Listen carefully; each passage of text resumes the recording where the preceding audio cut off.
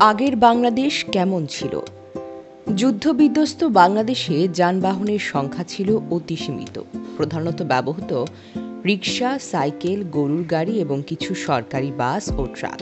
Private car ছিল ধনীদের প্রতীক। পরিবহন খাতে মেরামত ও রক্ষণাবেক্ষণের দক্ষতা ছিল কম, তাই বিদেশি যন্ত্রাংশ ও মেকানিকের উপর নির্ভরতা ছিল বেশি। মনোফোনিক রিংটন, সীমিত এসএমএস ফিচার, ক্যামেরা ছিল না। ইন্টারনেটের ব্যবহার সুযোগও ছিল খুবই সীমিত। নোকিয়া, মোটোরোলা, সিমেন্স প্রভৃতি কোম্পানির ফোন জনপ্রিয় ছিল। ব্যাটারি দীর্ঘস্থায়ী হতো, 3 থেকে 5 দিন চার্জ লাগত না। সিআরটি টিভি, মোটা, ভারী ও কালো সাদা অথবা রঙিন টেলিভিশন। স্ক্রিন ছিল ছোট এবং বাক্স আকৃতির। ডট চ্যানেল নিয়ন্ত্রণ, রিমোট কন্ট্রোল ছিল না বা সীমিত ছিল।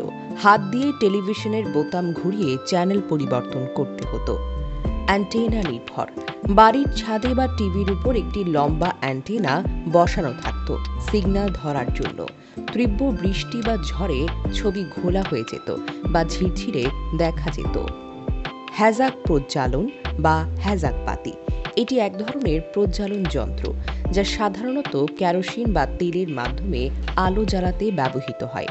এটি বিশেষ করে বিদ্যুৎবিহীন, দুর্যোগপূর্ণ বা গ্রামীণ এলাকায় বেশি দেখা যায়। যেখানে এখনো বিদ্যুৎ পৌঁছায়নি বা সীমিত পরিমাণে বিদ্যুৎ আছে, যেসব এলাকায় এটি আলোর উৎস হিসেবে কাজ করে। অনেক মসজিদ, হাট বাজার বা বাড়ির উঠোনে এখনো রাতে হ্যাজাক ব্যবহার করা হয়। গ্রাম বাংলার হাট বাজার শুধু কেনা বেচার স্থান নয়, এটি একটি সাংস্কৃতিক, সামাজিক ও অর্থনৈতিক কেন্দ্র।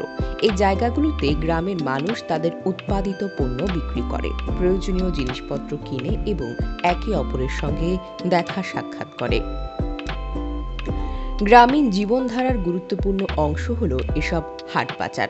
গ্রাম বাংলার ছোট বাচ্চাগুলোর খেলাধুলা এটি কেবল বিনোদনের মাধ্যম নয়, বরং সংস্কৃতি, ঐতিহ্য এবং পারস্পরিক সম্পর্ক গঠনের এক গুরুত্বপূর্ণ অংশ। আজকের সময়েও অনেক গ্রামীণ এলাকায় এসব খেলা দেখা যায়, যদিও আধুনিক প্রযুক্তি ও শহুরে জীবনযাপনের কারণে কিছুটা হারিয়ে যেতে বসেছে।